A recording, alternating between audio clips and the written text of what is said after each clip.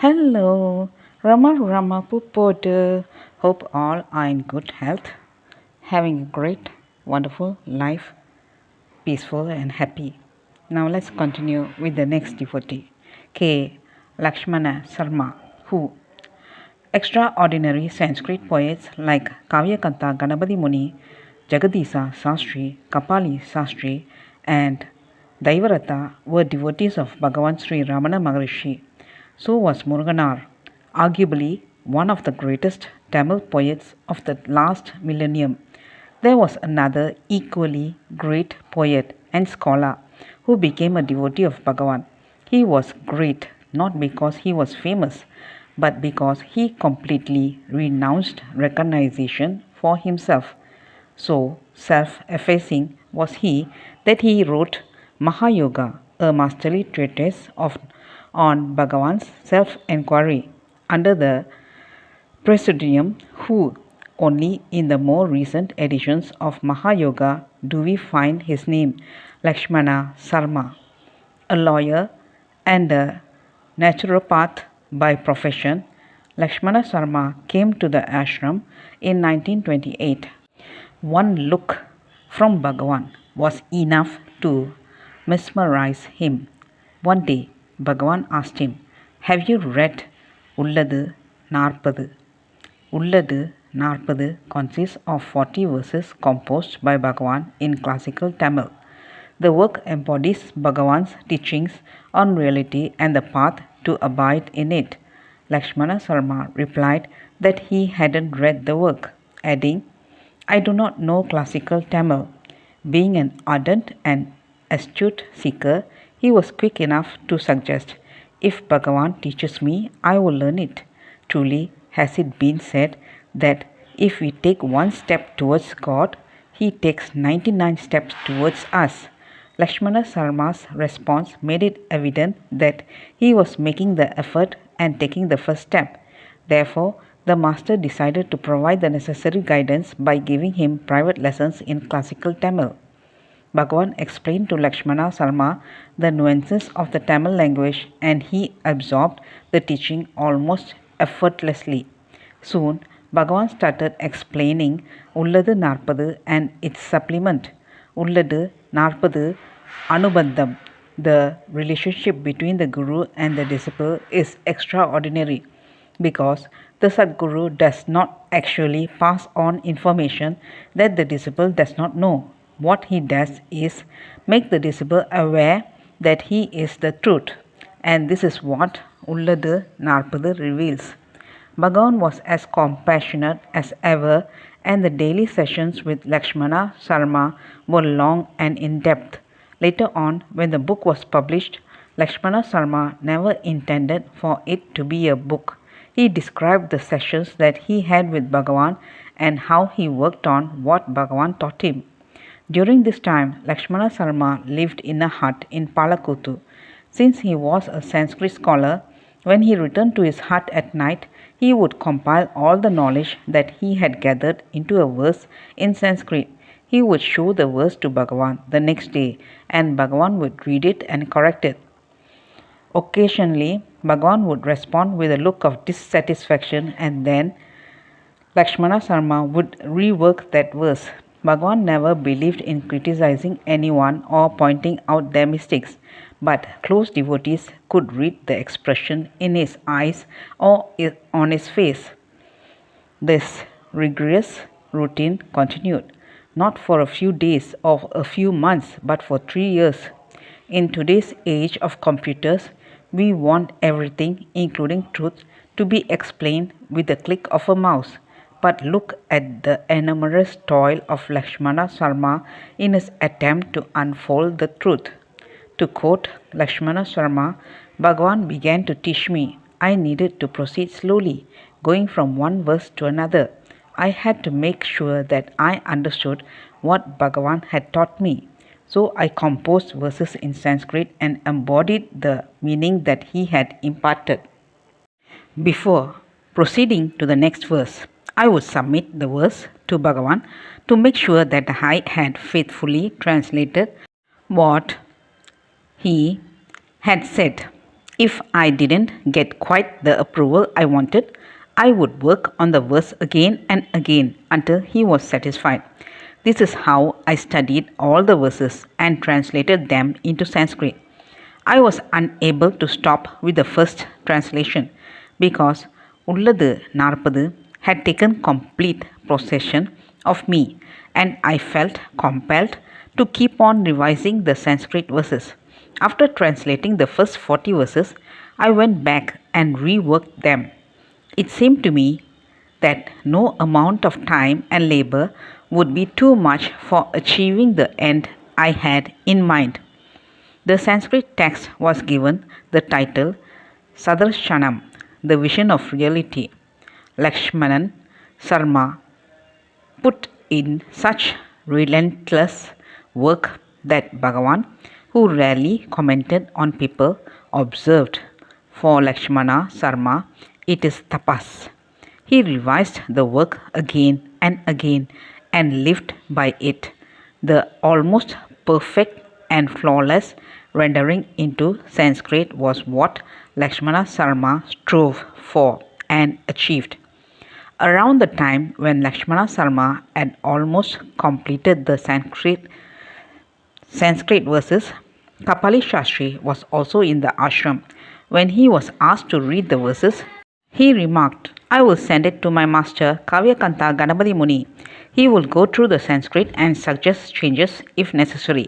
The work was sent to Kavyakanta, who was in Surisi. At that time, Kavyakanta was struck by the profundity of the subject matter in the 40 verses. Being an extempore poet without parallel, he composed verses afresh instead of editing what had been written.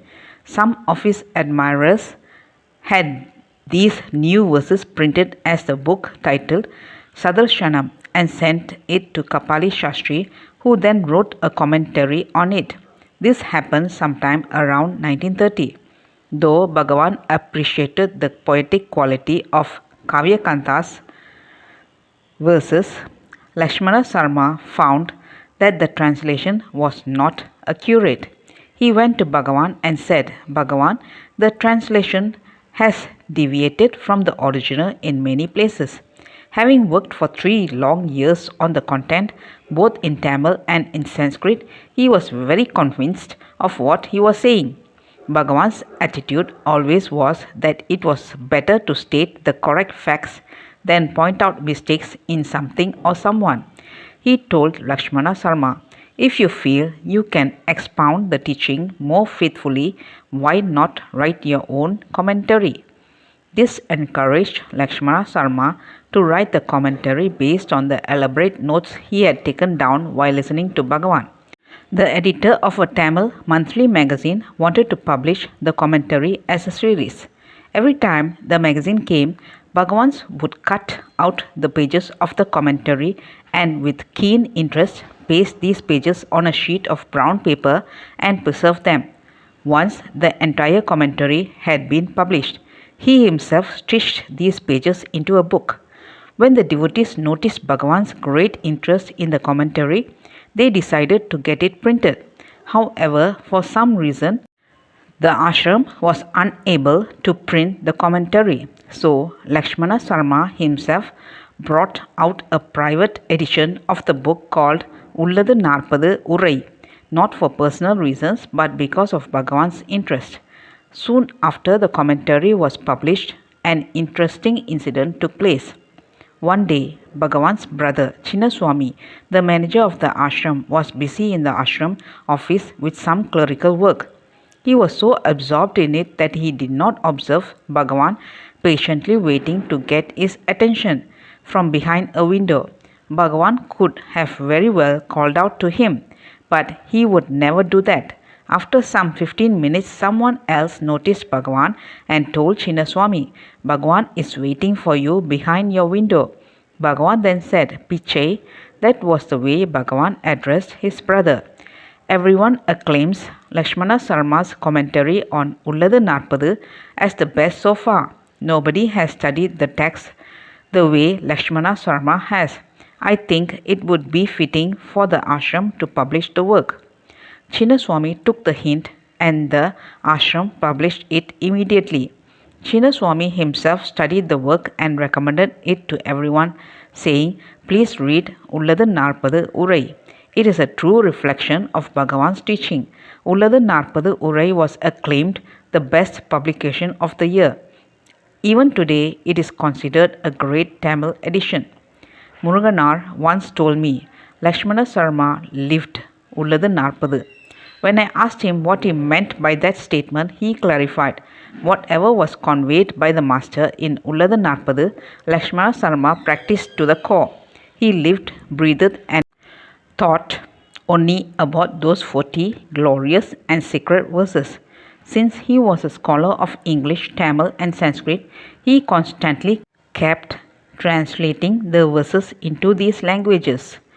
The introductory sentences of his translation reveal that great adoration he had for the master. The ancient law, the Upanishads, had received a striking confirmation from the life and teachings of the sage of Arunachala, Bhagavan Ramana. To all his disciples, both from the east and west, the written and oral teachings of Bhagavan are the primary revelations. The ancient law is of value because it is found to be in full accord with the teachings of Bhagavan. But even for those who look upon the ancient law as the primary authority, the teachings of a living sage must be profoundly interesting. In these pages, a systematic presentation of the old and new revelations is sought to be given. His English translation of his original Tamil book was titled Mahayoga. For many years, this remained the only English book that was an authentic rendering of Bhagavan's teaching of Atma Vichara or self-enquiry. It was only after Bhagavan's Mahasamadhi that other English publications such as Arthur Osborne's book and Munagala Venkataramaya talks with Ramana Maharishi were made available in English. These books gave the English reading audience greater access to the direct teachings of Bhagavan. What made LakshmanaSarma give the book such a title? Towards the end of chapter 9 of the book, a beautiful chapter called The Quest, LakshmanaSarma reveals why he called it Mahayoga. Bhagavan once said that the question, "Who am I?" is the quest that one has to undertake. Since all the yogas are included in the question, "Who am I?" it is called Mahayoga. As usual, Bhagavan did not buy the published version of the book. He said, "Who has the money to buy it?"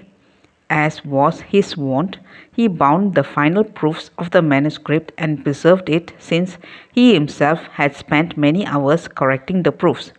Around this time, while going through the ancient Kurma Purana, Bhagavan found a Sanskrit verse which he transcribed at the bottom of the 9th chapter. The Sanskrit verse read, "The yoga in which one sees the self and which Lord Shiva declares is me, the one immaculate eternal bliss, is considered to be the Mahayoga pertaining to the Supreme Lord." LakshmanaSarma and Muruganar were both great friends and ardent devotees of Bhagavan. These giants came to Bhagavan without any knowledge of Vedanta or Advaita, so they could imbibe whatever Bhagavan told them. Muruganar had already written Guru Vachaka Kovai, or the garland of the Guru's sayings, in the form of Tamil poetry. Muruganar and LakshmanaSarma selected 300 verses, and the latter translated them into English prose. He named the work Guru Ramana Vachana Mala. LakshmanaSarma also wrote Sri Ramana Hridayam in Sanskrit. He translated this into English and published it under the title Revelation. All these English books are of great value to those who know only English, as it gives them direct access to Bhagavan's teachings.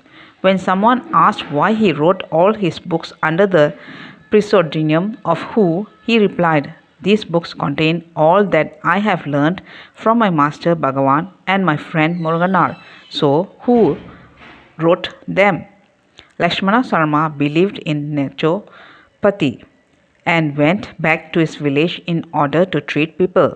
His book, Nature Cure, is considered the most authoritative book on the subject.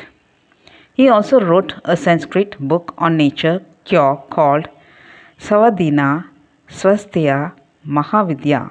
Even today, he is considered to be the father of naturopathy in India, yet his mind was always tuned to the teachings of Bhagavan.